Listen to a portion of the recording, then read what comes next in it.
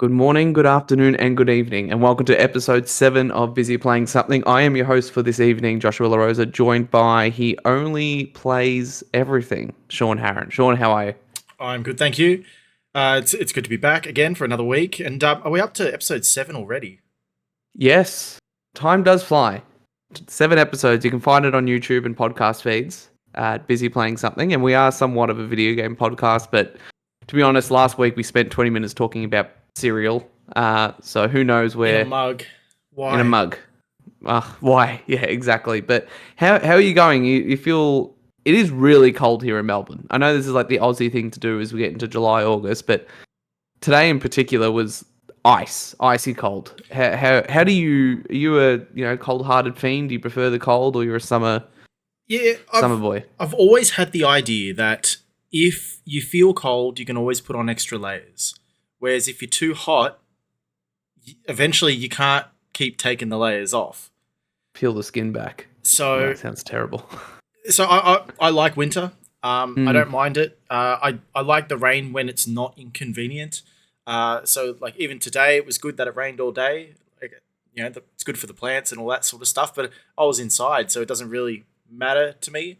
Whereas at least if it's my 5 to 9, then that's where it's like, okay, well, give me a little bit of respite, allow me to get home safely without having to worry about rain pouring down or something like that. Especially riding on a scooter, you can probably imagine it's a little bit tough riding in the rain.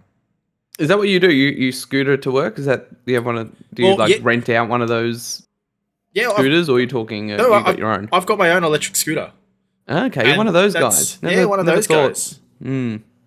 What? What do you, I what do you don't know mean how never I thought? feel. I don't know how I feel. I feel like you're too exposed to the elements. Well, but again, it depends on what your attire is. Like, I couldn't imagine doing that in a suit. I don't think that would be fun. Well, basically, I'll be wearing my uniform, but I'll wear like a jacket over the top. I'm Mm. wearing gloves as well while it's cold. If it's raining, then I'll take public transport because that's nice and easy. Basically, I'm trying to limit the amount of time that you know I'd be on the road in a car I don't because blame you. it's expensive. Petrol's expensive, registration's expensive, everything's expensive. So if I pay the $10 for a return trip on public transport, or if I can charge the scooter, that's basically free. I can charge it Mm. at work. I don't have to worry about the expenses. So I'm trying to cover costs a little bit more so No, it's smart. nowadays. I struggle with the cold. I am definitely of warm descent. Being Italian and Maltese, I thrive more in the summer. I don't mind the cold. I just don't like the rain. Yeah.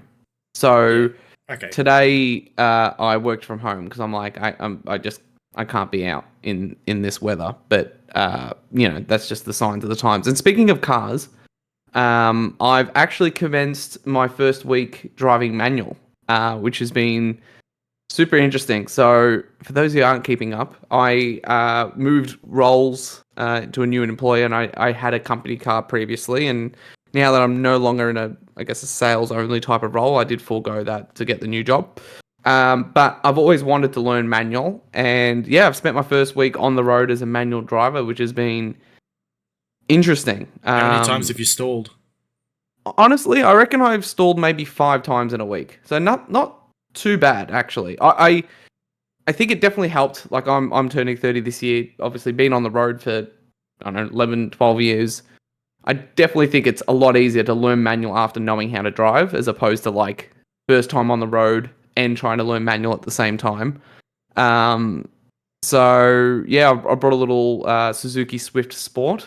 It's got the nice exhaust and things like that. But I'm learning. There's still a few things I need to get my head around. I need to do some uphill starts, obviously with the car rolling back in neutral and things like that. But enjoying it. It's a little nerve wracking every time I get in, but I feel each and every time I do it, I'm getting that little bit more comfortable. So I feel like a manual car is just like that little bit extra that I get it. I get why people get obsessed with manuals. And it's almost like, it's a different hierarchy side of things. Like you think you're elitist almost mm, driving a manual.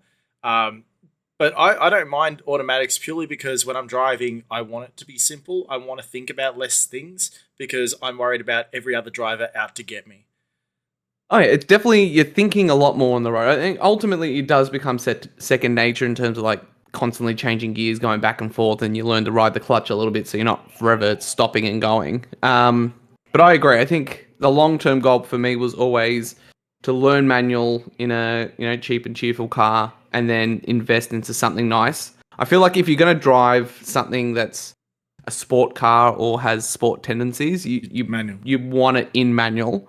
But the long plays to, I'm not to get too much into this, but I will have it like my daily car won't be manual. I'll have what my wife's driving now, which is my Ford XR6 for those Australians. So I'll adopt that one day when we get a family car, and then the Swift will go maybe to my brother, depending on if he wants to learn manual or not. But anyway, we're not a automotive podcast. So busy playing something. You can find us on podcast feeds, like I said earlier, Apple and Spotify. Soon to be YouTube Music, Twitter @busy_playing. Let's start off with this. Since we're going to, there's not too much news going on, right? So we've just had a lot of the Xbox showcase, the Jeff Keighley show, a lot of the big news has come out, and now we're at a bit of a lull as we enter into the August period. Things will probably pick back up in September when we get maybe a PlayStation showcase and PS5 Pro and a few other things, but it's fairly quiet out there. So what we wanted to do now, I'm entering my 30s as of August 1st, and I know you're slightly older, and your birthday's in around this period of July, August as well. So we're now entering in the 30s stage of our life. I want to have a conversation about what gaming looks like in our 30s, what it looked like now versus 10 years ago, what we expect to look like now and versus over the next 10 years, and how the landscape has changed, not only from the games we play and the style of things we do, the times we play, but how games are covered and shown and so on and so forth. So let's start here. You can see the PS2 collection behind me. Very small, very boutique. You can see Sean's got a far extensive PS2 collection. But as with everything that is Josh, I'm focusing on the quality titles. I'm trying to fill out all the ones that I feel like make the PS2. So Sly Cooper, Ratchet and Clank, God of War, all those heavy hitters. So these are my new drops that landed in the mail this week. I don't know if you can see that on camera, but Devil May Cry 1, 2, and 3. So now I've got the full set for PS2. So slowly making my way through the games that I had traded in when I was young and dumb. But let's start there. All right. Sean. Yep. When do you find yourself playing video games these days, and in what form? Because I know you're a bit of a multi-platform type of guy. You play on your phone, you play on PC. Let's start. Where do you typically, when and where do you typically play your games? So, if you asked me this question about 2 months ago, I would have said primarily PC. I have such a collection of PC games on Steam. I think my Steam is over 800 or something ridiculous. And so I've been trying to kind of go through some of those games. And now I'm leaning more towards home console games. So the couch that sits behind me here in the lounge room, that folds out into like a little bed that I can kick my feet up on. And so I've been playing a lot more console games. So whether and it's usually the older ones as well, because a lot of the recent games for like the Xbox One, Xbox Series, PS4, PS5, most of them, once I've finished them, I sell them. Yeah. And get rid of them. And I'm sure we'll touch on why I do that later on. But at the moment, I'm playing more of the retro games, so therefore I'm playing a lot more in front of the TV. Okay. And in terms of the styles of games and in what forms, like, are you do you play games? I know you said you scooter to work, so I don't imagine you playing anything. But I often hear you play mobile and PC, like even Flash games, right? Like, So would you say vast majority is console based now, a little bit in PC, and then the rest split, or is it just you feel like you're playing a lot on console? Well, so and this is something I mentioned before, but I've got my whole collection online as a backlog. So I use a website called Backloggery, and that's got effectively all the games that I own. and so that's digital physical. And so it gives me a good snapshot as well of kind of what trends I have and what sort of consoles I'm playing. So I do have a few browser games that I have on the go. So you remember Mafia Wars? Mm, mm. So there's like a modern day version of that. I'm gonna say, is that still going? Is it? Oh, yeah, sort of. It's called Mob Wars. And then there's like a pirate one as well. I've got Cernia there. Kingdom of Loathing is a new one that I've picked up, which you had no idea, but that's okay. Uh, but then when I look at some of the console games that I've been playing, so my GameCube and my DS are currently getting a go. And looking at my history, the GameCube, the Xbox 360, and then the Wii as well, the 3DS. There's a couple of Switch games there, and they're all recent. So Mm.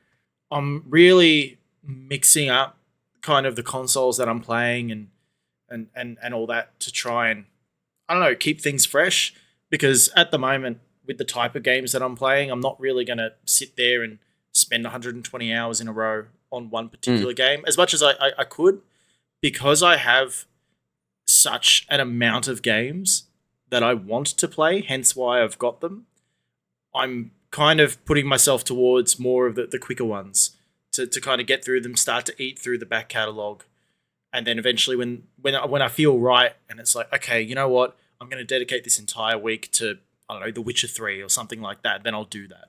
Or play The Last of Us for what I've been telling you to Or do for play the The last Last of Us, which I did start, and 11 then I years. was like, yeah, I wasn't really feeling it. And I think Too actually, depressing. well, I think the moment I started The Last of Us, I think I lasted about a week playing it, so for a few hours, and then I played Little Kitty Big City and a Yeah, couple of same. others. It's funny how it's funny when we talk and we've got friends and friends of friends who play video games. You more so than me, but some of the guys we speak to are all in part of the same group. Like I always found that I tend to play the most modern stuff, and I don't really go back unless I'm really feeling it. Like I recently played Sly Cooper on PS2, but that was more that it appeared on It's a PS5, and I nostalgia thought, thing. yeah, that was more of a nostalgia piece. Um, but yeah, I probably play 95% of my time on console, and it's usually done after working hours, as you can imagine. Like my son's 9 months. He's 9 months old. 10 months. My goodness, he's nearly one. Coming up in the end of August. So, um, I definitely found like the time that I spend playing games has shrunk. Um, by the time I would often sit down, it's getting close to like 7:30, 8 o'clock, and then by then you have to have that mental capacity to want to play games. So I definitely find that I'm playing less. Uh, it's kind of weird. Sometimes I feel like I'm playing more now than I ever did, or maybe I'm buying more now than I ever did because I've got like full-time work money as opposed to part-time work. But maybe I'm playing less. So it'd be interesting to be able to actually track. I know PlayStation kind of does their yearly wrap up, so maybe I compare this year to last year to see if it's any less. But um, I feel like I'm playing less based on most nights. I'm just like I haven't got the energy to do it. But similar to what you said, it's well even more so for me. It's console. It's funny. Like I am always. We used to joke back in the day when we. So for context, Sean and I both worked retail in the video game space in the retail space, and like I was always the PlayStation guy, and I always wondered why that was. Like I don't. When I was younger, I kind of played on everything. I had a Dreamcast. Sorry, I had a Mega Drive, not a Dreamcast. I had a Mega Drive. I had a GameCube. I had an Xbox, original Xbox. And back then, I don't think I was very brand agnostic. I was kind of playing everywhere. But I don't know if it kind of ties in to my personality. Like, I'm not a very. Some people might say I'm a bit OCD, but I'm not an OCD guy. I just like to. I don't like knowing something a little bit. I like to like know something. So I would prefer to like know 10 things and know those 10 things extremely well than to know 20 things a little bit.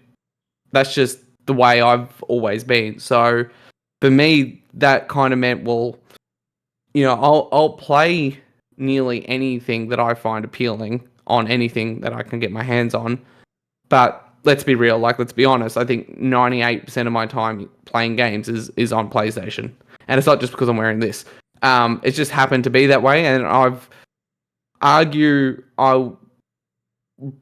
probably know more about PlayStation than the average person, I would say. And that's just where I like to spend my time. I like to know it. I like to know everything about it. But that's not to say if something great comes out on Switch or even on Xbox, I won't pick it up. Like you'd remember the time when Metroid Dread came out. That's all I was talking about for months on end, and that was Yeah. my game of the year that year. So I'm happy to play anywhere, but yeah, console definitely after hours. And I definitely find my time being a lot more selective in terms of what I'm playing, and it does help that just based on this, playing games and learning about games and things like that is a hobby of mine as well.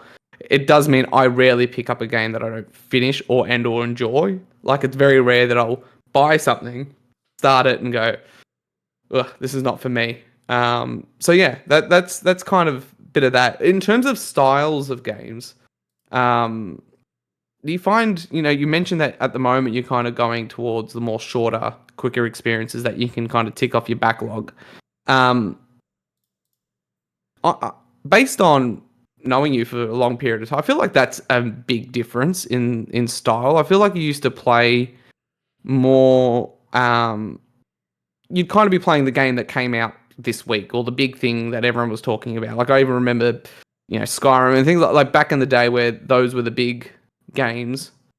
Um, so you've noticed that shift, and is it just because you prefer to finish things quickly, or obviously financially there's that too, right? Having to buy a new Yeah. game, um, and you tend to probably buy more games than I do anyway. But yeah, have you noticed a change in that in the styles of games you're playing? Yeah, I think there has. So, like, it used to be a case where I would buy the latest games. So the newest games that came out, I'd buy them, I'd play them, I'd love them. Like, no matter what the length was in time, I'd be playing those games. And if there was a new one next week, well, I'll make sure that I finish this one so that way I can grab the next one.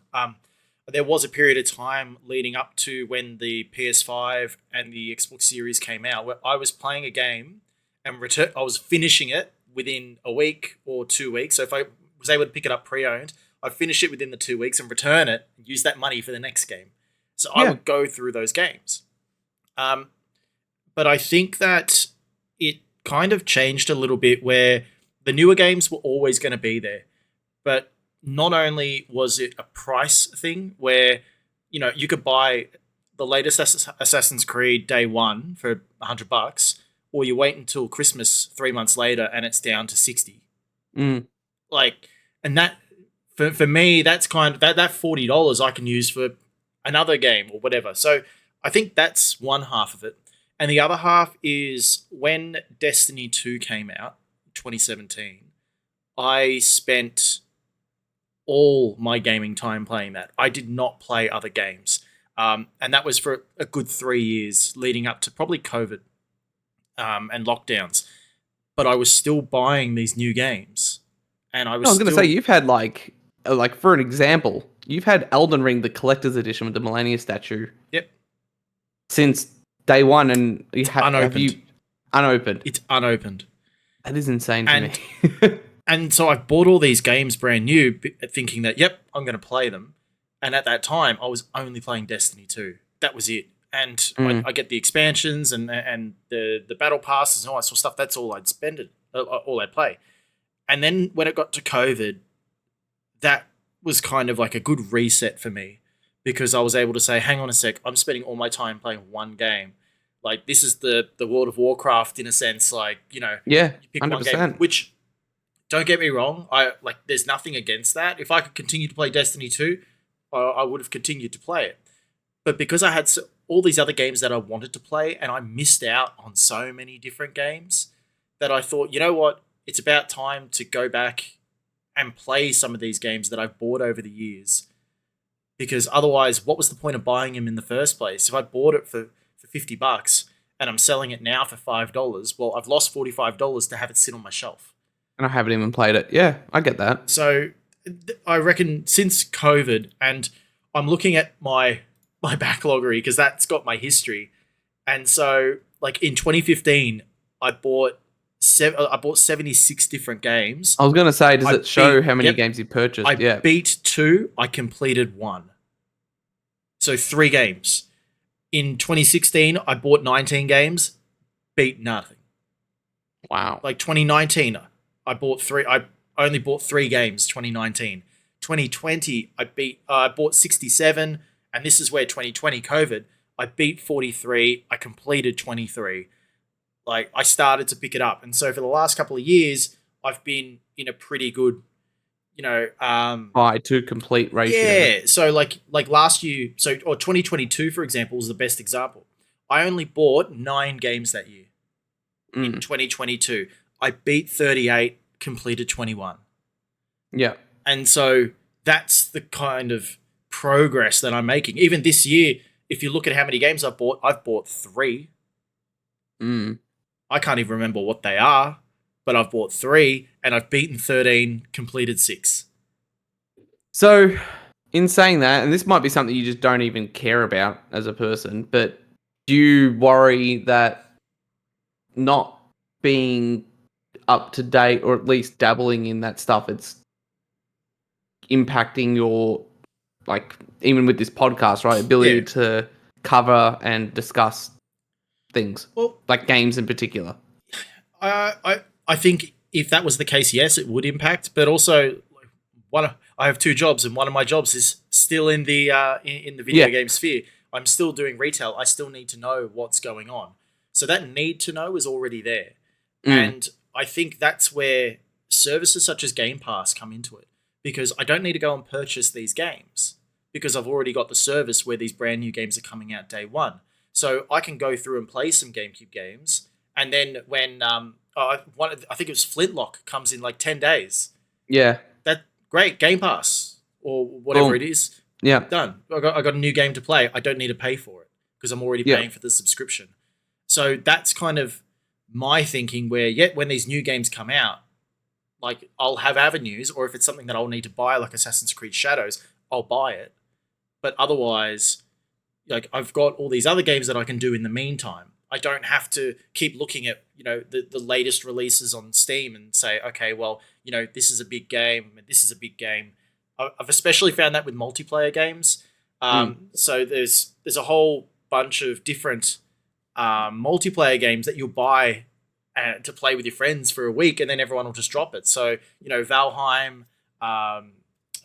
like there's one of the other vampire games like the V something, the Lethal Company. There's all these games that have come and gone. Helldivers 2 is probably the only one that's kind of stuck around a little bit, where you play it for a bit and then you never play it again.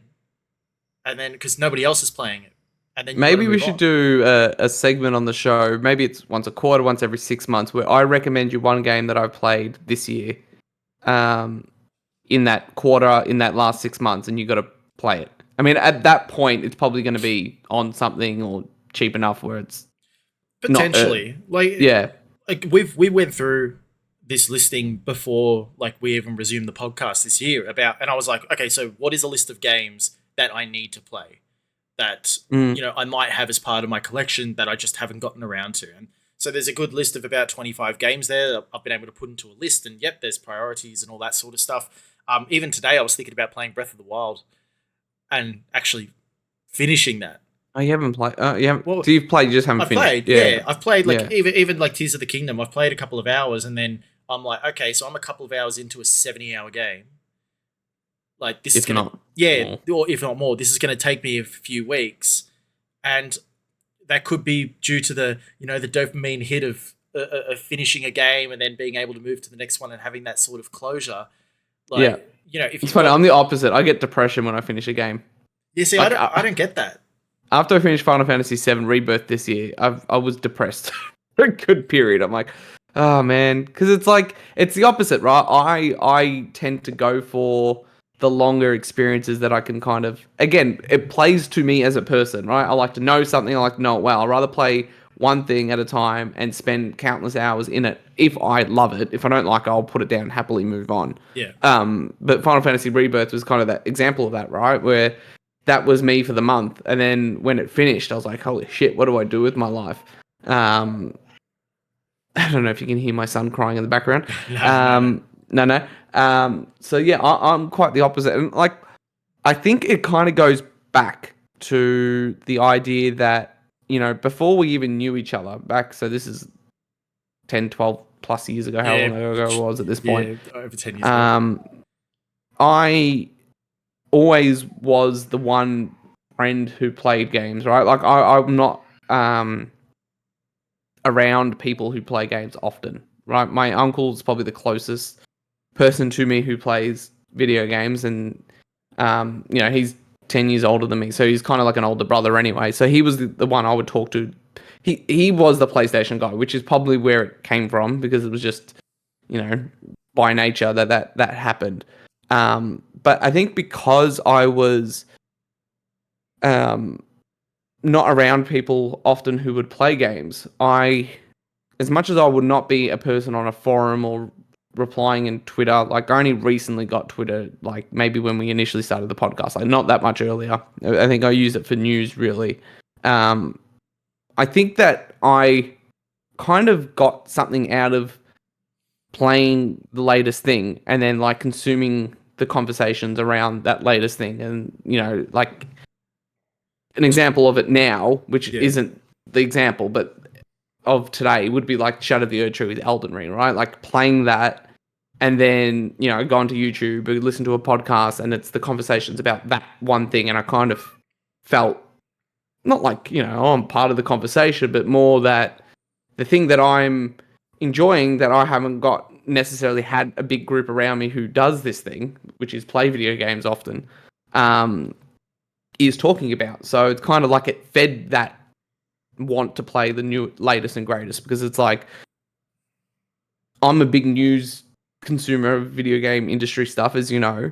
So like when Elden Ring is the conversation and I'm also playing Elden Ring, it kind of motivates me to want to play Elden Ring. Like 2 episodes ago, I was like, I don't know if I'm going to do it, right? Remember we had that chat, and here I am now, 8 hours in, and it just, again, I'm just going, holy shit, this is like one of the best video games ever. Like if there was a game I would say you need to play, it is Elden Ring. And it isn't because it's my favorite. Like, I still love the games I've recommended, Last of Us, Final Fantasy, like, as my favorite games of all time. But if we want to talk about like a Mario 64 or like one of those games that are going to be referenced and used as the template or as the golden standard moving forward, Elden Ring is that. For open world RPGs, like it's literally going to be the template that others are going to try to achieve. So I think that kind of ties into it, right? I kind of like the idea of the game I'm playing ties in with the media that I'm listening to, the game news I'm reading, all kind of feeds into the one funnel, and then it kind of motivates me to want to be up to date. And plus, I like to be up to date anyway.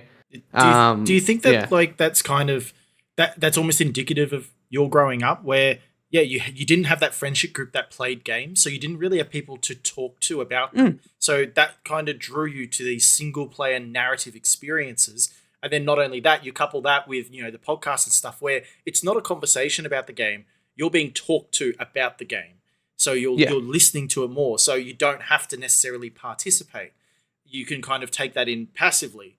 Yeah, because I think there's no need for a two-way conversation. So maybe all of that put together is probably why you play PlayStation more so than, say, your Nintendo or your Xbox. Oh, much more. I mean, look, PlayStation.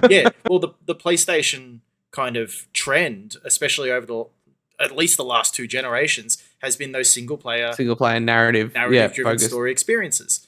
And Xbox has done their own thing, and Mario is on Nintendo, and everything Mario is mostly multiplayer. So those sorts of things, you might be looking at it and being like, oh, well, an It Takes Two looks really cool, and that might be like the one-off game that you can find someone to play. So it could be your wife or maybe you'll get a friend to be able to play once or twice. That was a nightmare. Yeah, exactly. But like that's a one-off. But otherwise, you'd Mm. rather stick to your single-player games. Whereas, like for me, because I'm surrounded by people who play games and all different types of games. Like I've got a couple of friends who currently right now playing Baldur's Gate 3, and one of them's playing for the fourth time through, and like they're doing their own playthrough now. And Mm. so I know that there are people online who will be playing these online games, and so that kind of draws me to whether it's own all these multiplayer games, so that way when everyone's like, "Hey, we're feeling like Borderlands 2," hey, I've got Borderlands 2, I can jump on and play. And then Yeah. there's also the single player games where it's like I don't want to get too invested in those single player games because what if everybody calls up and says, "Hey guys, let's do Sea of Thieves. There's a new update." Mm. So that's Yeah. what I'm kind of thinking that might be a difference as well. Yeah, it's fascinating, right? Like how all that kind of, and that's why we wanted to have the conversation with today's show. It's kind of like how your life can really impact the types of things that you enjoy, right? And this goes beyond games, but it really is that. And I do think that that's a really important point, like what you said, right? Like I maybe steered away from multiplayer because, not to be like depressing, Josh had no one to play with, but it was just more that I didn't have the want to kind of talk to randoms, right? Like, and even again, like I said, my uncle was the closest person, is the closest person to me in regards to talking about games and things like that, besides yourself. He was single player focused as well. So again, he was like the only one in his group and in the family and things like that. So it's kind of like we were both that person separately. I mean, like this year we did Helldivers 2 together. We had heaps of fun, but I mean, I kind of prefer to sit back and play Elden Ring with no one distracting me. So that's kind of the other part of it too. So yeah. And what do you think about, like you said before, right? You still work in retail as a part time in amongst your other job, and the need to remain up to date. How do you find that you consume the news today versus maybe what it was when we were working retail back in 2012? Is it any different? You visiting the same sites, listening to the same people, YouTube, podcast, Twitch? What does that look like today? How do you Well, get? Is it X? yeah, well, I know what your answer is going to be already. I I think that it's changed a little bit for me. So I used to go, especially when we were working together. When we had the time, you go onto sites like IGN and Kotaku and that sort of stuff. Probably Game trailers, game trailers. But you look at like the American Kotaku, not the Australian one. which just closed down. I'm pretty sure it was Uh, announced you might today or have. yesterday. Don't even know. That's I that's think it's how. today. I think it was today. It was. I remember reading the first thing this morning was like Kotaku Australia is no more. Which, to be fair, I don't know if anyone was reading Kotaku Australia or Kotaku in Well, general. They don't seem to be I can tell you, I doing. wasn't. Um, but No. I've yeah. Oh, there you go. Yeah, see games differently. Yeah, the boss has left or something like that. Anyway, it's been shuttered. There you go. I think nowadays, yeah, X is probably one of those ones that I found, especially on the feed, because instead of just like your follower feed or who you're following, it's just everyone, and you start to see whenever there's like a trend, you start to see that. I'm seeing Mm. a lot of news through TikTok as well. Mm. But the news that I'm seeing is kind of it might be a clip related to a news story or something like that, or there'll be a mention of a game that's coming, or there'll be a reaction to something that's happened, and I'll be like, hang on a second, so what really happened with that game? And so then I'll go online and I'll have a look and see like if there's any news stories associated with it, and most of the time there is. And so I think I'm trying to look less to what your major publications, because I feel like there is a bias there. Yes, I think there's a bias from individuals, but because there's so many different individuals, I feel like you can wade through it and make your own Yeah. perspective Find the from that. people you generally Well, mesh with in terms yeah, of. or even like looking at like the other side of it, like why this decision was good, why this decision is bad, and being able to see both sides.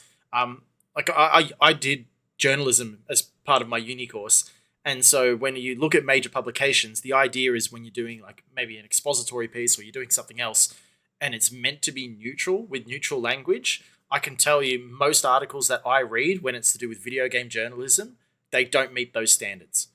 and Yeah, there's always 100%. a bias. I remember there was a review. I think it might have been Kotaku or maybe it was Polygon when the PS5 came out. It was a review of the console, and in it, it mentioned something about Trump back in 2020. Like it was something weird about that. I'll let me find it while you keep Yeah. going. So, like, and those sorts of major publications where they'll have, if you know that it's a game that's going to be received really well, like, for example, everyone's talking about, Elden Ring, for example, and the hype for Elden Ring was huge the entire time. And every single news publication was talking about it in a positive way.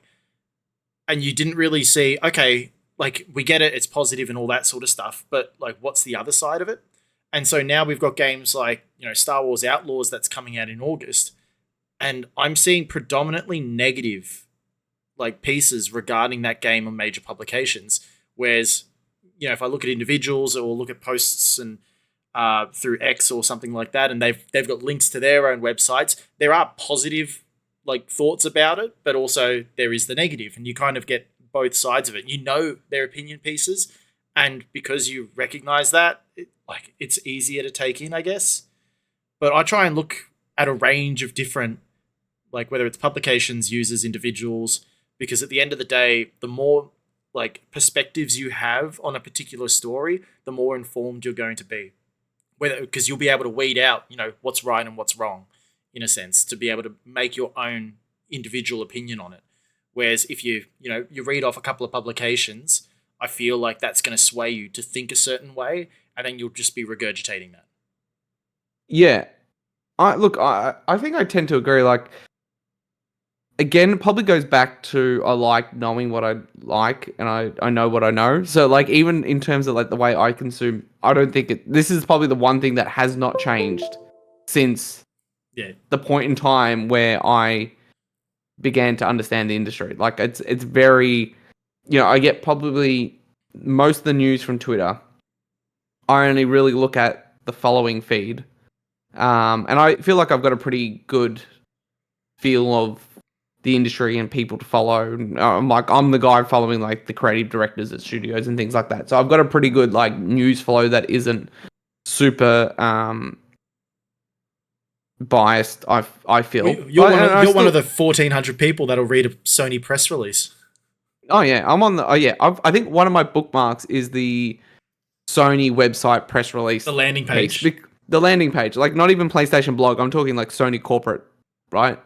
And to me, that's because I'm like, I could read and this is no offense to, like, an IGN or whoever, right? Yeah. But I could read the breakdown from someone else where they kind of,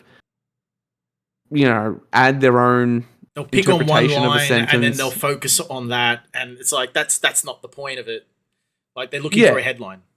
Yeah, exactly that. And, then that changes and everyone kind of adds their own piece. And then Twitter kind of falls into a downfall of that too, where, like, everyone, it's like the "We Believe in Generations" Jim Ryan quote, like, how that kind of proliferated. And then the same thing with, like, maybe some of the Phil Spencer quotes as well. I'd rather just read the article. I'd rather just listen and watch the earning call. I know it takes probably a little bit more time, but I feel like at the end of it, I'm well informed and probably have the most unbiased view on it because I just got the news directly from the source. Like, in terms of, like, for me, what use and watch and listen, it's funny. Like I said, the PlayStation guy, but I listen to more Xbox podcasts than I do PlayStation podcasts, which is weird, right? Like, I've always been not like a major fan, but I've always really respected the work that Greg Miller, Paul Moriarty did at IGN as Podcast Beyond, and then obviously went to Kind of Funny, and then that all split off, and now it's Sacred Symbols, right? So that's the only real PlayStation podcast I listen to. I've got a theory about why you listen to Xbox ones and not PlayStation ones. Yeah, and so yeah, I'll get to that too. But that's my primary source for PlayStation, and then the reason why I only listen to one is because I listen to that, and then the other bit of my news understanding and research is just me being me and being on the blog, being on the press release, like, just generally being a part of it. So I don't need to listen to, like, multiple different podcasts. And for me, I find Sacred Symbols and that podcast to be a pretty open and fair thing, right? They're the first ones to bash on Sony, right? Like the first ones. That's how I feel anyway. But it gives me, I feel, that first layer of understanding, and then it's the press releases, the this, the that, the earnings call that give me the flavor around it. As for Xbox, maybe because I don't play there as often, and I generally think the news around the brand's more interesting and exciting than half of the time with PlayStation. Like 80% of the PlayStation news is like, when are they doing a showcase? When's the Pro coming? And When's Wolverine coming? When's Bloodborne coming? Right? Yeah. They're the three things. Where's Bloodborne? Where's the PS5 Pro? And are they doing a showcase this year? That is the PlayStation 5 news, right? Xbox is so much more interesting. They've got the subscription service. They got games coming multi-platform. They're doing cloud. They're doing this. They're doing that. So I find that I lean towards Xbox podcasts more than PlayStation podcasts in terms of volume. I do find the Xbox podcast to be more fan driven. Like, it's not corporate. It's not corporate, and there's a lot of like, oh my god, are we really doing this? Like, sometimes I do it to myself. I'll watch people who are clearly, like, not even biased is the word, right? It's like clearly just have an agenda, right? And it's like, you got to kind of sit back and go, well, hold on, their whole personality, YouTube channel, and income is based on a brand that they don't want to see fail, because if it does, they need to make a headline. Yeah, exactly. So I often like listening to all that stuff because I'm like, and it's probably because I'm smart enough to like see through the weeds and be like, all right, this is bullshit. But there are some legitimate Xbox podcasts that I listen to. Like I listen to Defining Duke, which is the sister podcast, The Sacred Symbols, under Colin's brand. I sometimes will check in with IGN's Xbox podcast Unlocked. I think Ryan McCaffrey is generally a pretty honest and genuine kind of reporter of news and understanding of the industry. So, I listen to podcasts with him. There's the Australian podcast, Xbox Era. I think parts of that panel are pretty, I think, unbiased in some ways. Who else? Then there's like I think Jez Corden is another one who's the Windows Central writer. He's really good. And then you start getting into the fan territory, and that's where you get like the likes of like, I think, look, not to name names, the worst one out there is Colt Eastwood. I've never listened to someone before where I'm like, man, if only we were popular enough where I could get my slot on that show and just like have the conversation with him and be like, what the hell are you talking about? Like, just completely wrong 90% of the time. But again, I listen to it because I'm like, it's interesting to see news spun in some ways. What angle are they trying to create, and whether or not that's going to catch on? Yeah, 100%. And it's just like, you can see where it's like, this major thing happened, you completely didn't cover it at all, not mentioned, and then something else will happen that is in more of a positive light, and it does get mentioned. And this goes to the PlayStation side. That's why I only listen to one podcast, is because a lot of the PlayStation stuff is like hand jerky stuff where it's like, oh, Sony sold X things, and look at how great Sony is, and I don't need that. Like, that reinforcement. Whatever. Like, well, it's not even reinforcement. It's just like, well, I don't care about that. That's what I'm saying. That stuff isn't interesting to me. Like, comparing the Metacritic ratings of PlayStation games versus Xbox games, comparing the roadmap. Like, that was the joke thing that I think I accidentally tweeted under the Busy Playing account, where it was like the roadmap, and it was the picture of like the 70 Xbox games, and PlayStation had like 15 or whatever the number was, right? And I'm like, I replied with the GIF of the roadmap, and it was literally a road being built. Because I'm like, things like that, that is not interesting. That is not anything intellectual. It is literally going, what's everything that's announced on both platforms, and then being like, we've got more than you. And it's like, well, so what? Yeah, but some of these things were announced 10 years ago, and we still only have a logo for, like, that doesn't mean anything. And then also it's like, then you're going into the quality versus quantity conversation, which is it's almost the crux of the PlayStation versus Xbox like differences anyway that we've touched on. Yeah. You've got quantity for Game Pass, and then you've got quality of first party like PlayStation games. So like you're kind of just feeding into what everybody already knows, but you're trying to create an angle on it that's going to get people, riled up in the comments. Yeah, 100%. exactly. And so it's stuff like that I generally don't find interesting. Like I said, it's on both sides. When it's like Uncharted's better than Gears of War, I'm like, I really don't care because I really like Gears of War as well. But like that style of stuff doesn't interest me, and I feel like for some reason there's more of that on the Xbox side because I think the brand is at a point where you're seeing some people implode. Yeah, people who have like, built their whole life around this thing and prodding people online around exclusives and buying Activision and buying Bethesda and, buy an Xbox if you want to play Starfield. Well, that might be changing, right? So that is the interesting conversation. It isn't. Look, you can even look back on this show to see consistency, and even on other podcasts that we've done, consistency in the way that we speak about stuff, right? I've never had a negative conversation around Game Pass that isn't driven by me legitimately thinking that the subscription model isn't a profitable, sustainable model for modern video game creation development, right? It isn't ever saying that Game Pass versus PlayStation Plus. Game Pass is a million times better than PlayStation Plus. I couldn't even remember the 3 tiers last week. Like it you know what I mean? Like it's that's a stupid conversation, right? So it just kind of feeds into what you want. If you're a person that likes to, again, I like to listen, watch, play things very selective. I don't want to be fed.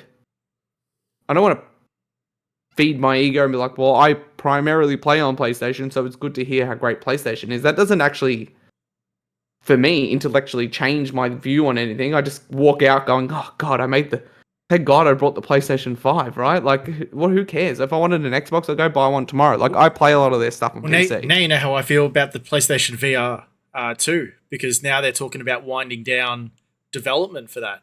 And it's like... Yeah, I didn't buy it. Yeah, I've got one sitting there. And I was excited by what they were planning on doing it, and now I'm like, well, what do I do? Like, do I sell it? Do I finish these games that I have on it and then call it quits? Like, what now? Yeah. And before we move on to how we think things are going to change, I actually found the Kotaku thing, which I think has been edited and removed, but I found a YouTube video that was talking about it. I'll just quickly read this segment because I actually find it really interesting. Yeah. So bear with me. It's a bit of a long one. And I did have a glass of whiskey before this, so I'm going to try to squint at the screen. That's what I was drinking.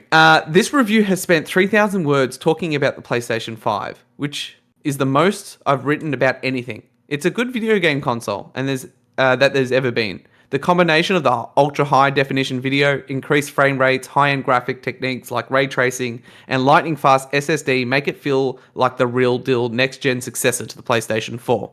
And if you're not ready to give up on the previous console, the PS5 reliably runs a vast majority of the PS4's library, with many of those games receiving upgrades to fidelity, frame rate, and loading times. So far, so good. Yep. But I'd be remiss to ignore all the reasons not to be excited for the PlayStation 5. The world is still reeling under the weight of the COVID-19 pandemic. There are more Americans... so that's only the beginning. There are more Americans out of work right now than there's ever been at any point of the country's history, and with no signs of relief. Our healthcare system is inherently evil. Institutions that forces people to ration life-saving medication like insulin and choose suicide over suffering with untreated mental illness. As I'm writing this, it looks very likely that Joe Biden will be our next president, which he was. But it's clear that the worst people aren't going away because a new old white man is sitting behind the resolute... And I'll stop there. But you get the flavor, right? That was coming from a respected... So I got like hay fever and I keep scratching my nose. Sorry. From a respected media site talking about the PS5. Is that article listed as an opinion piece though? Or is it... That was the Kotaku's review of the PS5 console. Yeah, see, like that's it had a not review. good. That's not good. That's not good. If it was Anyway, if it was an opinion piece as to, why you but should what though? not What's buy it? a PS5, fair enough. Put Don't your buy a political PS5 because Biden's going to be the president. another or now we're getting the same election this year. Yeah, man. Anyway, That's another conversation. I watched the the debate. So did the I. debate So did I. Anyway, more out of the comedy of it all than yeah. actually anything. When they started arguing about golf, Oh yeah, Biden's like, about their handicap. yeah, it's like, yeah, he's like, oh, I'll play golf with you. Carry your own bag. And then, anyway, what are we even talking about? Let's just leave American politics aside and let's get back on track. Let's get back on track. So the next 10 years, let's look into the future. What do we think is going to change over the next 10 years? One, in terms of the games we're playing. Two, in terms of the way that we consume games media that we spoke about. Do you think it's going to change? Then the answer could be no. And three, where do we think PlayStation, Xbox, Nintendo will be in 2034, in 10 years? So let's start from the beginning. Yep. What did I say the first thing was? We're going to... Is how we play games in the next 10 How we years. play games. Sorry, one glass of whiskey, and I haven't had a very heavy dinner, so that's probably why. So I'm having like coffee and like Nesquik for the first time in years as a mix, and then I've got like homemade Powerade in a Maximus bottle. I think where I screwed up was I did the Coke Zero in the kitchen, and then I've got the whiskey cart here, so I pre-poured the whiskey after the fact, so I probably didn't get the ratio right. You got the whiskey right at the top. Anyway, yeah. Okay, so I think in terms of me personally consuming games and playing games in the future, I think I've already started to make the transition to digital. And it's something that I feel like we've spoken about on a previous podcast, whereas I've got all these physical games from previous generations. Now I'm starting to be more open to the fact of digital games. I think Game Pass has kind of helped that because, yes, I don't own the game, but I know that if it's a single player game and I finish the game, I'm probably not going to go back to it. Therefore, one and done. Like, see you later. For online games, I'm very 50-50. They're the type of ones that I would purchase physically because I know that the moment, nobody's playing it or I'm not playing it, I can sell it and get rid of it. But also those are the sorts of games where you can buy it cheaper digitally. So, you're right. Yeah, so just not something. I'm kind of torn at the moment. I feel like in 10 years time, how I play games will stay digital, but on what platform and how that looks, that's going to change. So, like, for example, I think it was today or even yesterday, Xbox put out a new ad, and it was about Game Pass, but it wasn't about the console. Yeah, that was the Amazon Stick ad, right? Where it's like, you don't need an Xbox to play Xbox. Yeah, you don't need an Xbox to play Xbox. That annoyed a few people online. That was funny to watch. I don't even care if it annoys them. Because at the end of the day, like, I like the machine here, and it would be a little bit weird to have Game Pass, say, running on my TV. But if I know that I'm able to stream the games and they're at the same level as what a home console can provide to me, I would rather save that $750, use that to get the subscription for, 3.5 years? Maybe nearly 4 years worth on what Game Pass Ultimate is now, and have everything stream and running off the TV. So I feel like that's definitely, in the next 10 years, I feel like that's definitely a direction that we can take. I'm not sure if Nintendo is going to go the same way. I think PlayStation's going to be very similar. However, I still feel like they're sold on the physical aspect of things where, they were talking about, they're all about generations. I still feel like there will be a physical part to that because people are still nostalgic. They want that physical release, and physical releases will still be a wanted thing.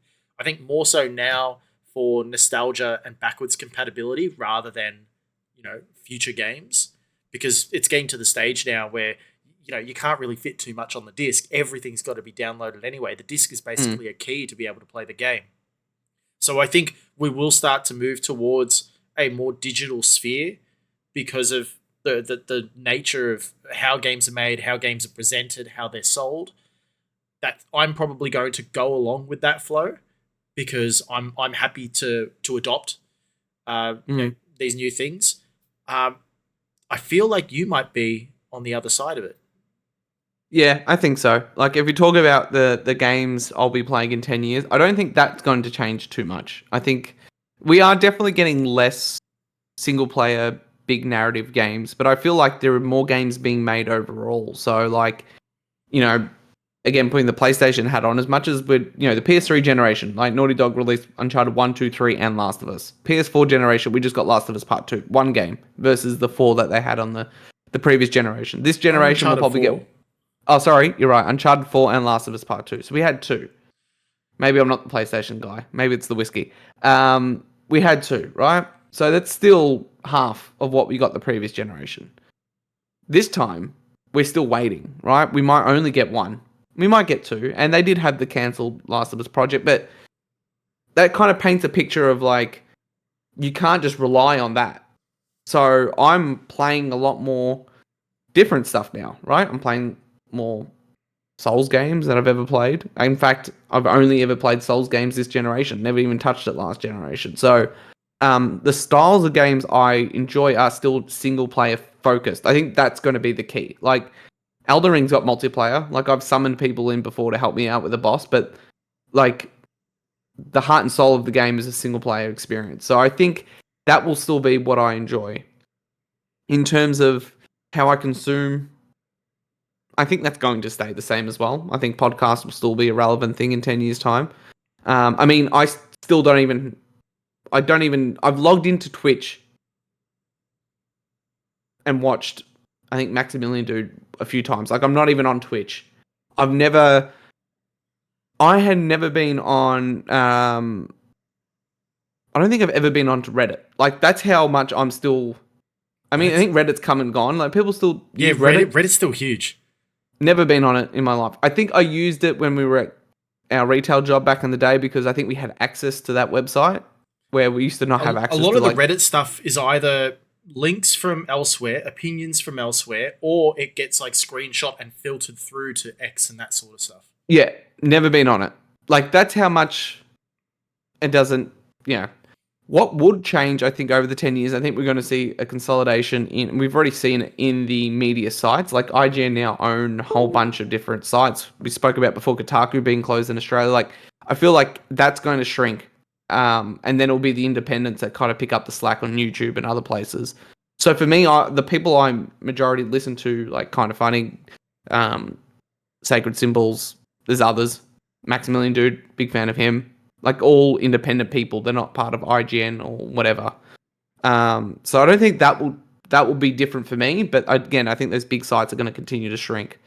Now, in terms of where we see the industry and the big three over the next 10 years, that's going to be interesting. Nintendo will probably continue to do their thing. And find success. They've got the perfect spot of like appealing to the older crowd as well as the younger crowd.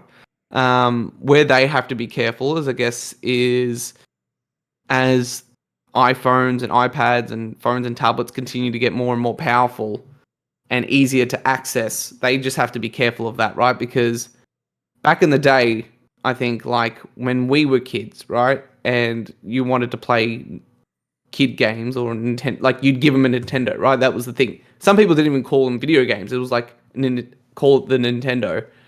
Where now it's like, I wouldn't do this because we're, got the head screwed on, right? But some parents wouldn't think of that. They'd be like, oh, give him my old iPad or give her whatever. Well, I'm getting I see a lot of parents nowadays. It's no longer the Nintendo.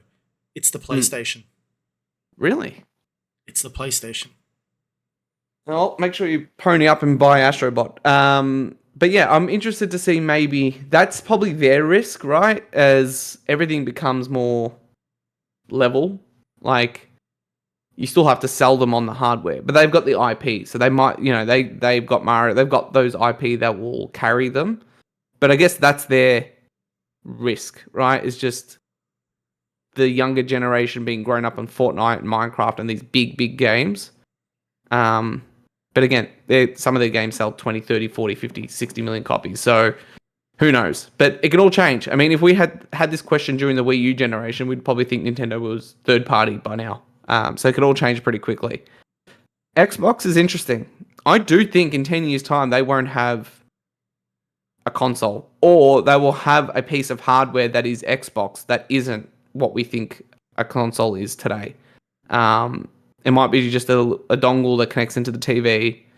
By that stage, I think you By just that stage, it could just be the app. Yeah, but if you're doing a dongle in 10 years' time, just stop. Like, you can get an app that does the same thing. Like, what processing power are you going to use from a dongle that can do? Yeah, more that's the than thing. what It depends on what the does? tech.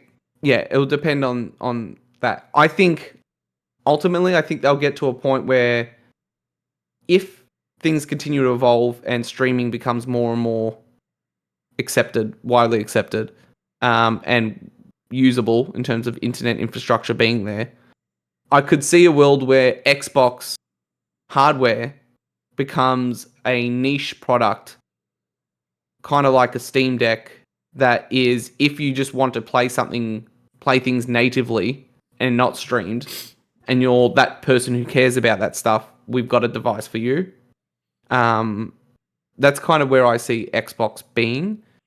But I do think in 10 years' time, when people think Xbox, they're not going to think the console. They're going to think the ecosystem that is. I could picture it. The app loads up, Microsoft Gaming, Bethesda, Activision, Game Studios, all being put into a storefront that's accessible from multiple devices, not necessarily Xbox, right? Kind of like how we spoke about Office being available on multiple different ecosystems, not just Microsoft laptops. It's going to be like that. So maybe there will be other manufacturers making Xboxes in the future that aren't Microsoft. You know what I mean? Like it's just they built a gaming machine that runs Microsoft OS or Xbox OS or whatever that is. PlayStation, on the other hand, they're, I think, the one that's the most at risk in terms of not being left behind. I think that Sony's just always going to be slow to adapt because it's like their whole philosophy is like ride the wave as long as possible and then learn from everyone else kind of taking that first step. So Xbox is doing at the moment a lot of those first steps into multi-platform and maybe even rejigging their approach to console hardware. They're expected to launch next gen much earlier, expected to have a handheld. Like, let Microsoft do all that, and then we'll copy them and do it better in quotes in terms of their eyes. They always do that, right? Look at PlayStation Plus. Not saying it's better than Game Pass, but they let Microsoft do all that. Figured out, hold on, launching these things day in to day, and the subscription doesn't work, so we're going to adjust ours so it's more sustainable. Look at trophies. That was a copy of achievements. Look at Xbox Live and PSN, right? Same thing. That's Sony's process. It's always like, let's wait, learn from the others, do it better, do it our way, and then we'll go from there. So I think they're at the most risk, but they're also, I think, diversifying a lot more in other ways than the others are.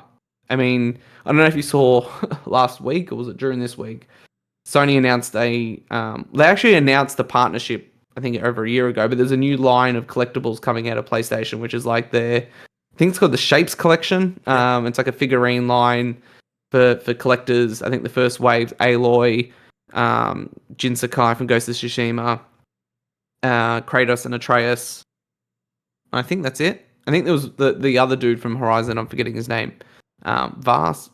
I can't remember. I don't even know why they're making a figure of him. Like, no one's going to buy that. No offense to him, but and I mean that's interesting. Like a line. I mean, if they had a Sly Cooper one, I'd be there day one. But they're doing that. They're doing the movie thing. They're doing the TV show thing. The Netflix Horizon TV show got cancelled. Got cancelled. I do think that's just going to land somewhere else, though. I think it's just a matter of that version with that team got cancelled. Like Horizon's still too big to not pursue. I think it's just Could a matter be a of film. It could be on Amazon Prime or something like that. Yeah, it will land somewhere else with a different showrunner. So they're doing their thing, right? And that's interesting. Maybe they have a vision where PlayStation, like they always had that one Sony thing with Sony Music, Sony Pictures, and so on. Maybe that becomes a reality, but PlayStation becomes the thing. And then just like Xbox has an app and it has all the games in a subscription, maybe the PlayStation version of it is games being sold a la carte, The Last of Us 5 with the TV show and the movie, you know what I mean? Like all kind of bundled in. But I do think they will have at least one more traditional console generation. After that, well, who knows? But yeah, I do think that that's going to be the most different thing in 10 years' time. I think it's the way we play games, not in terms of we as in me and you, in terms of everyone. How are we going to have a box that sits under the TV unit? Potentially. Some say that, you know, the conversation of consoles were dying was a thing from the PS4 generation, and consoles are now more popular now than ever. So maybe it it never goes away. And there's always a box, but the box just doesn't have discs going in it, or it runs things a little differently. Who knows? So yeah, I think this has been a pretty good general conversation around. Do you want to hear my opinions or? Yeah, sorry, I thought we may have done that at the start. Sorry, No. you could. You've just gone Go for straight it. into all the points, and it's like, all right, I'll wait my turn. Moving on. Go All for right, it. see you Sorry guys about later. We're done. All right. Okay. Well, here's my thoughts. In terms of how we consume media, I do think that some of these larger media conglomerates, I agree. I think some of them will start to decline in terms of their user base. It's going to be less about the corporation or like the masthead, and more about the individuals. And so I think you'll see a lot of I think you'll see almost the return of the blog in a sense, but it might be Right. like individual websites rather than just like a Twitter post or something like that. I feel like there's like people will want to get their piece of the pie and try and do it independently, and be crowdsourced in a sense. And then eventually you might have like ad traffic and that sort of thing. So I feel like there will be a change into how we can see that media. I think in terms of where video media is at, visual media, so whether it's through like YouTube or TikTok, I think that's going to stay how it is. Whether you see a video of a podcast or something like that, I don't think that's really going to change too much. But maybe the podcasts themselves will change, but that's probably about it. In terms of the consoles, so you started with Nintendo, I'll go Nintendo. I think Nintendo are in a really good predicament because they're just coming off the Switch. They're working on the Switch 2. I think how that comes out will define what they're going to do over the next 10 years. As you said, they've got their IPs that they can sit on. They've got their handheld market in terms of console-wise. They've got that sewn up. PlayStation's not really doing much. Like they've got the PlayStation Portal, but that's more for, at home. Although now they just had the recent update so you can use it at Wi-Fi elsewhere and that sort of stuff. So yeah, that's coming along, but it still relies on a home console. Same as like the Wii U. You're not going to take the Wii U controller out to whoop whoop. The controller only lasts an hour. Trust me, I played it earlier today. So I think handheld is fine, but it needs to differentiate itself from the mobile marketplace while being as similar to the home console marketplace as much as possible. They need to find that balance. I would lean towards more that home console. You don't want to be in direct comparison as what we've talked about last week, but you need to still provide a point of difference. But if they're able to keep that, you can have it portable handheld or you can dock it, I think that functionality is perfect for Nintendo and the type of games that they do. So I hope that they just keep doing what they're doing.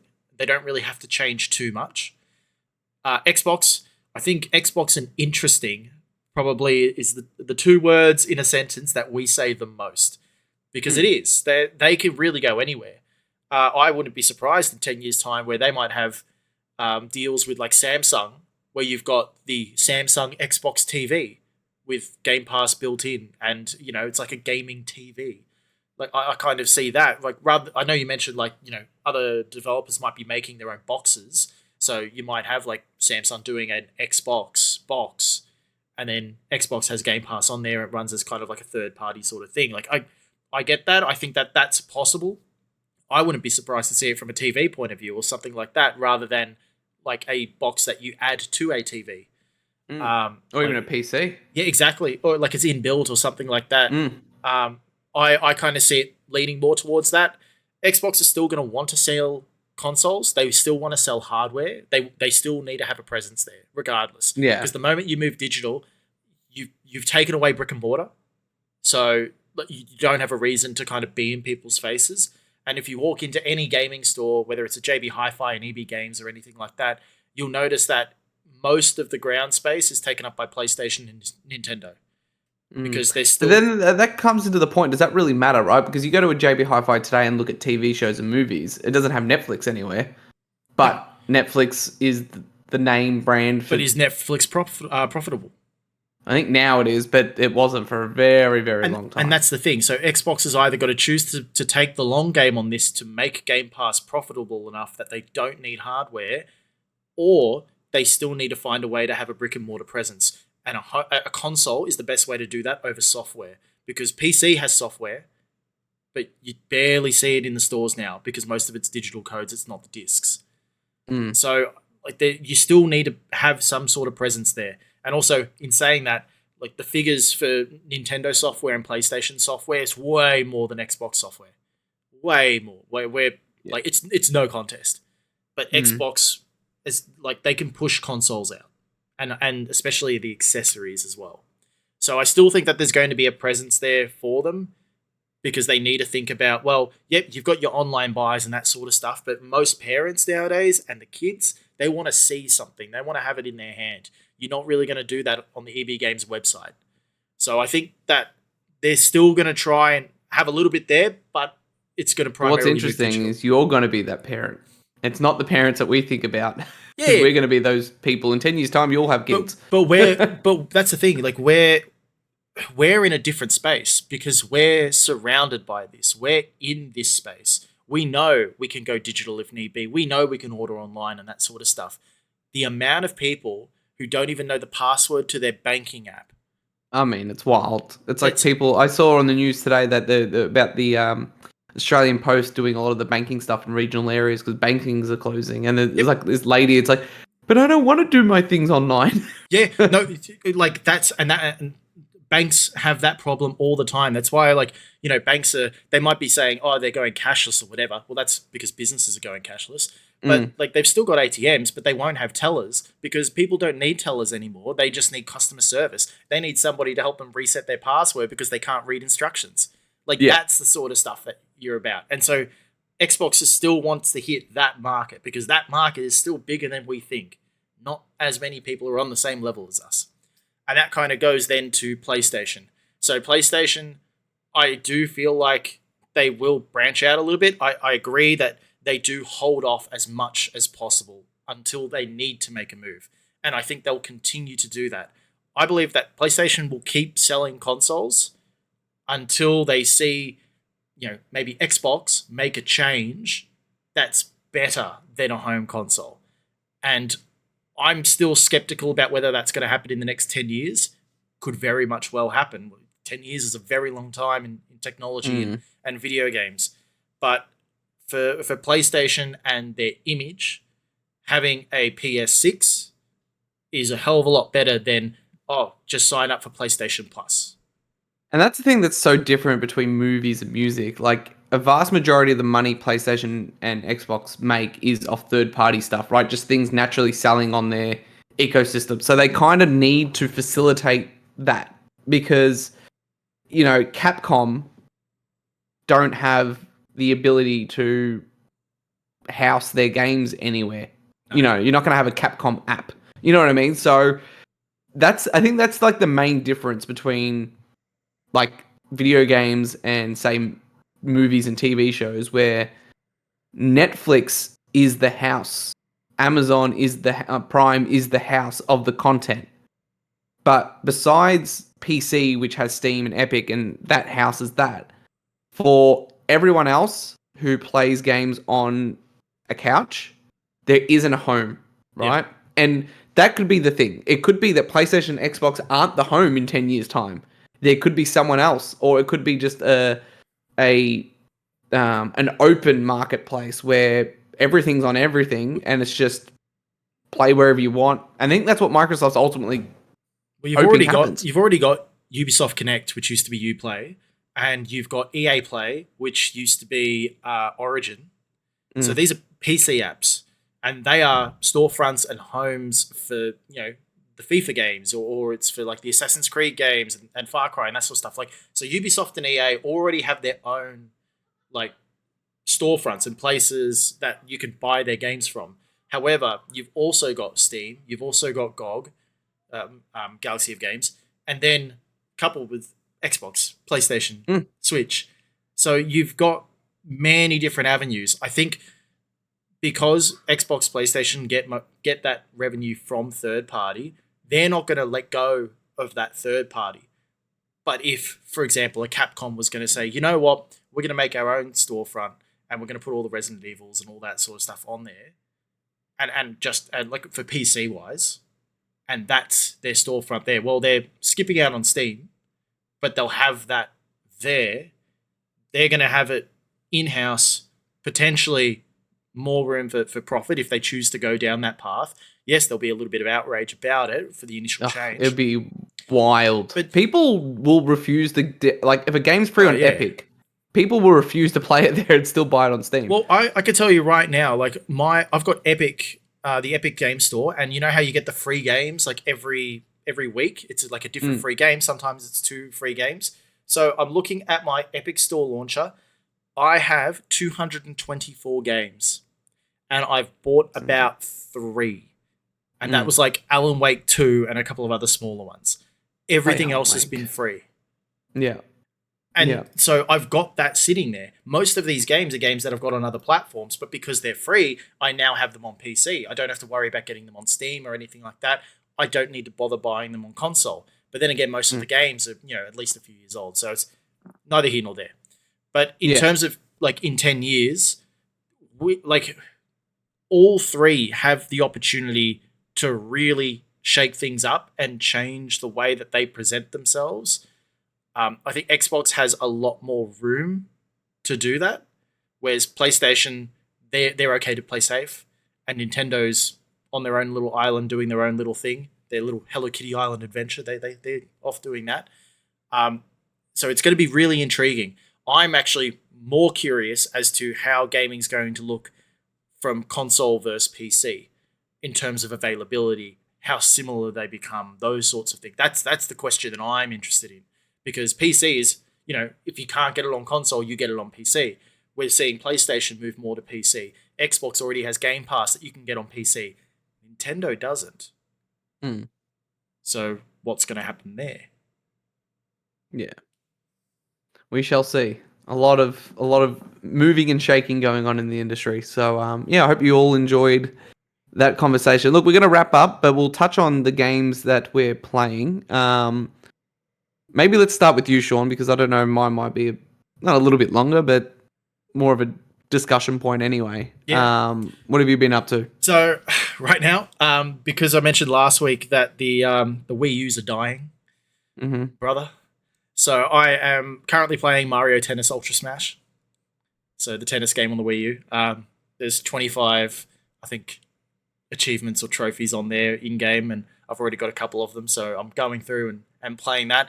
I'm actually enjoying it. It's one of those sports games where you like any of the Mario sport games, whether it's tennis or golf or baseball or soccer, or like football, like you might pick them up because it's like, it's a Mario game, it's going to be solid, and then you might play it once or twice. But I don't know a lot of people who play them solo, like as their game to play. So I'm currently giving that a go. I'm enjoying it. I'm not too bad at the moment, but then again, I'm still like early days in terms of difficulty and that sort of stuff. One of the other games that I'm playing is on the DS. So I think it was a launch title even, or it was very early in the DS life cycle. So I think it was 2005, 2006. Do you remember Sprung? Vaguely. So is it that was the character that looks like a PowerPoint? Yeah, no, that one's Project Rub. Okay. So it's a similar sort of one where it's like you play as either Brett or Becky, and you've got to go through and you've got to try and like all these kids go to some snow like holiday location, and they're all trying to hook up or something like that. Anyway, Yeah, I can see it. A game where everyone scores. yeah, it's awkward, but because I'm trying to do a console game, and then when I get to bed, so for like an hour before I go to bed, I might play, my 3DS. So I'm currently playing through Sprung at the moment and going through some of my DS games and 3DS games, because at the end of the day, I've still got like so many digital games on there, like Pokemon Sun and that sort of stuff. I bought digitally, and I've barely played them. I've got all these physical games. Before the physical games, fizzle out, I'll get through those, then I can play through the digital ones, and then that console can go up on the shelf and can retire. I can retire. Retire. Speaking of, still haven't had an update on my PS3, Vinny. For me, I'm just looking now. It's saying I'm about 11 hours, 10, 11 hours, but I don't know how accurate that is in Shadow of the Erdtree, Elden Ring. Yep. And I, man, oh man. If, look, Elden Ring is one of those games that's like, if I was on a desert island, yep, it's just so limitless. And I really think you should play Elden Ring. I know we had spoken about Souls games and that. yep. I think, look, well, Elden Ring's the most popular and the biggest Souls game ever, right? I think it's like 22 plus million copies sold. The DLC alone has sold like 5 million copies. That's nearly like a third of Mario Kart. Yeah, but it's also a lot bigger than most games, right? And I do think it's the best entry point. Yeah. It's one of those games where you just get, look, I'm the first person to admit, the first time I've only played Elden Ring once, but when I was playing that, I was openly on YouTube watching guides, figuring out what all the secret places were, because I was still at that point.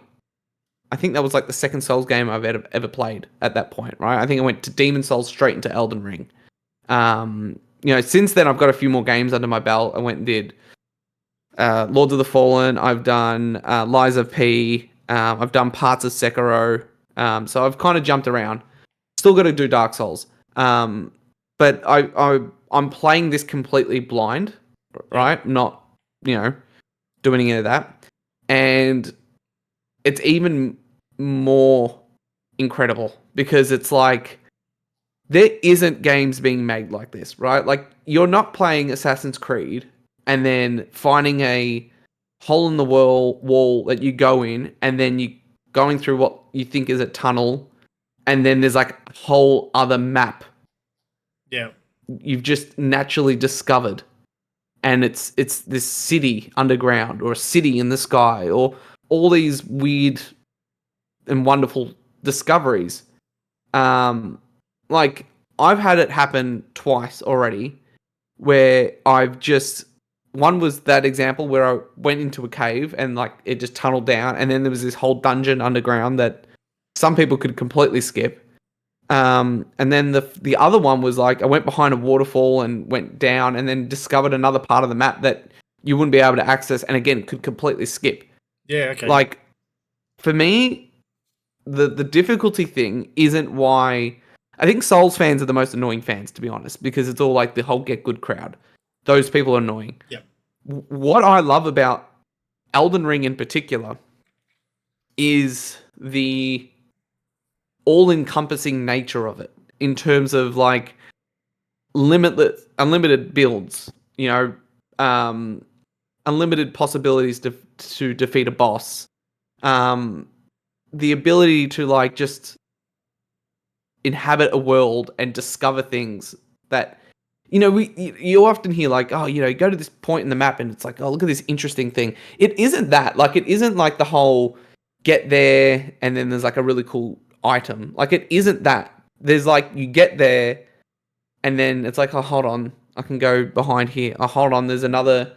Holy shit, there's a whole different biome just sitting here. And then you go through the biome, cool boss, then you get the item. And you're like, holy shit. Like, I could have completely finished this game without even seeing that. And there was so much in the base game that I missed.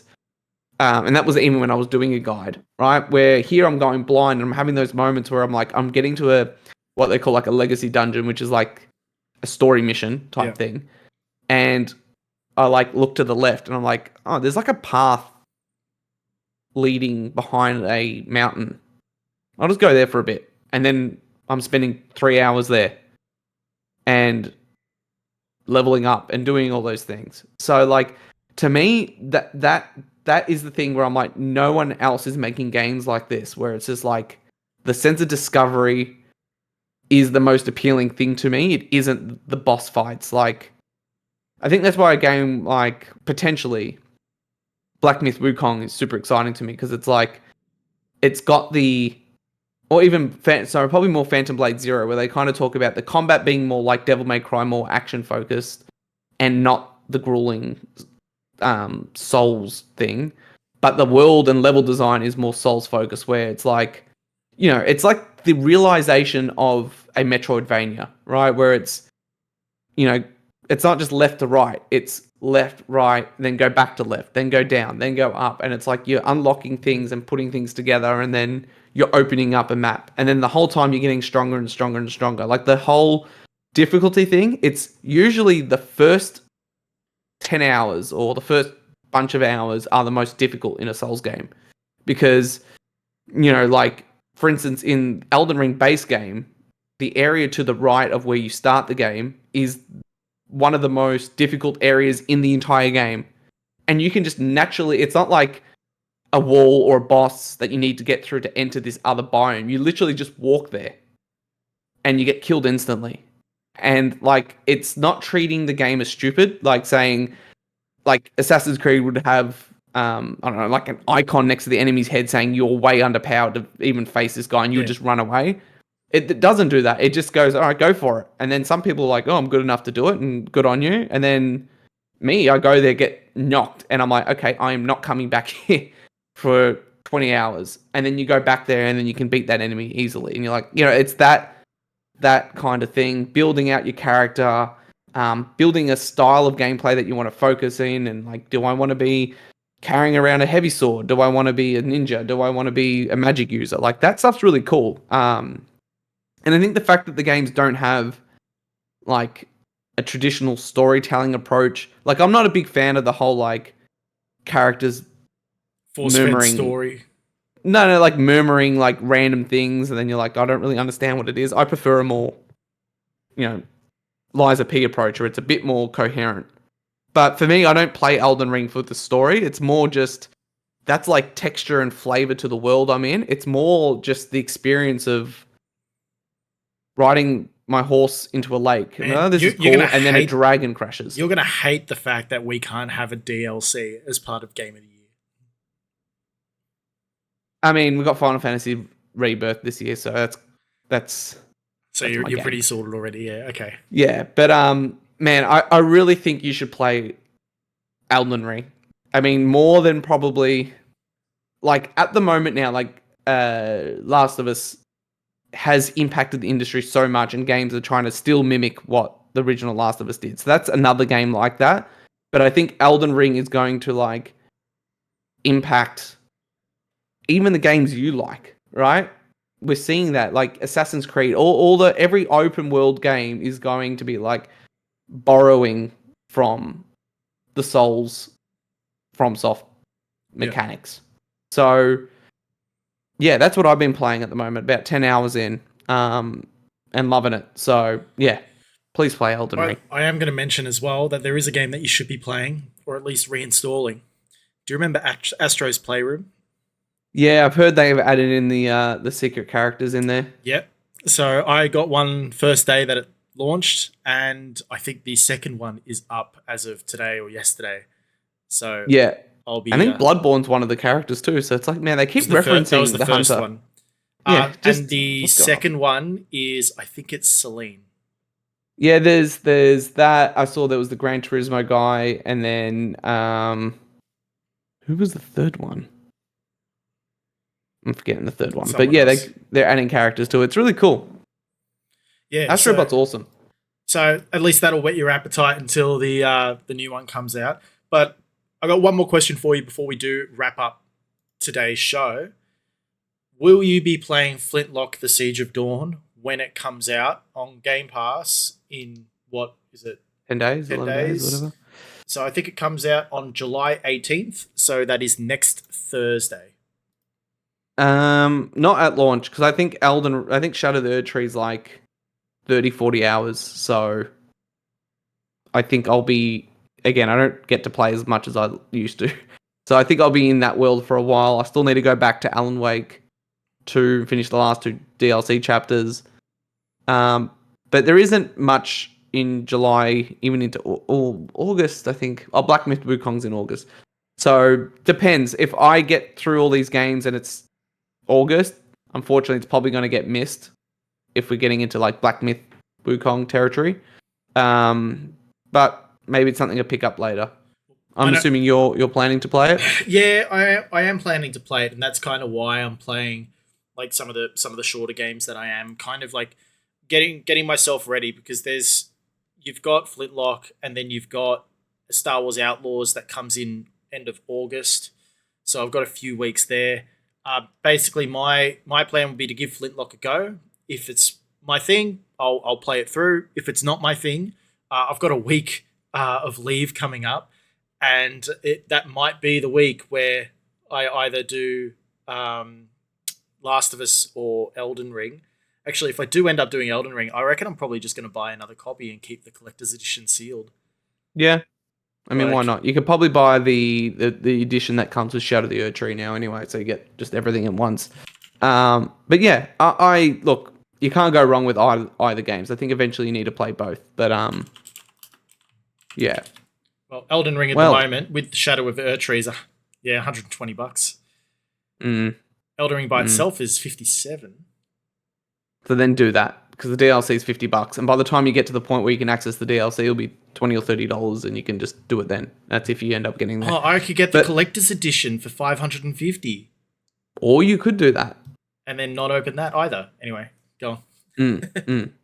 But yes, this has been episode 7 of Busy Playing Something. Again, it's a bit of a slower news week, but I think we've had a really good, just kind of like a fireside chat, sit down of what we're feeling, and the moves set to be made over the next 10 years, and what's happened over the past 10 years. Should have had like a little like fire or something like sitting there. Yeah, a little pixelated fire in the background. Like that, but again, you can find us on our socials, Twitter at busy_playing, at Joshua LaRosa, and at Holy to Prawn. You can find us on YouTube, Busy Playing Something podcast, Apple podcast feeds, and Spotify. And again, we'll be moving to YouTube Music once that is up and live, which should be, I guess, in the next month or so. But let us know in the comments what you think the future of gaming will look like over the next 10 years. And without further ado, Sean, did you want to wrap us up for today? Oh wait, I think I had something. Give us details about the Nintendo Switch 2, you cowards. Goodbye. I want it. I want it now. I want it now.